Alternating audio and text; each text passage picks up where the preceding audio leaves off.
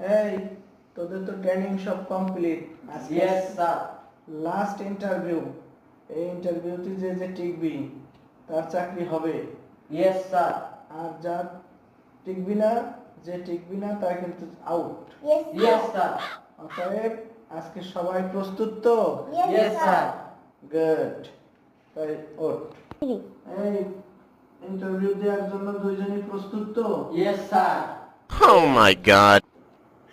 এই তুই আগে এদিকে আয়। Yes sir.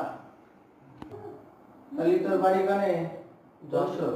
যশোর জেলাতে আছিস? হ্যাঁ, স্যার। সারা যশোর জেলার লোক তো হারাই।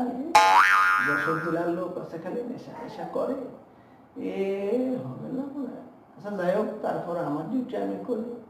তুই যশোর জেলাতে আছিস? জি স্যার। আচ্ছা আচ্ছা আচ্ছা। তুই যে যশোর জেলাতে আছিস, তুই আবার সন্ত্রাসী করিস না তো? না স্যার, ওইসব আমার 14 গোষ্ঠীর ভিতরেও নেই। Oh my god. তাহলে তোর ইন্টারভিউ এখন শুরু হচ্ছে, ঠিক জি, আছে? স্যার। এই কোন কিছু আমার কি অবস্থা কেটে ঠিক আছে তো? হ্যাঁ,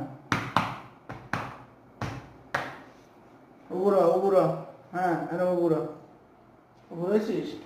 আল্লাহ জানে, কিছু করবে না টরবে না তো, কি হবে না আল্লাহ জানে। এই গাড়া নিচে কর, সোজা সোজা, এই মাথা সোজা, মাথা সোজা। হ্যাঁ, কি রে? এই জোরে কাশি দে, কাশি দে, আরো জোরে কাশি দে।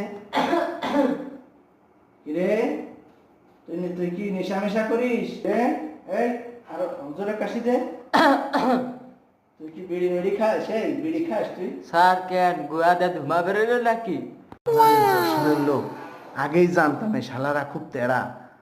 আগেই জানতাম আমি এই শালারা খুব তেরা। এই কি জিজ্ঞেস করলাম আর কি কলে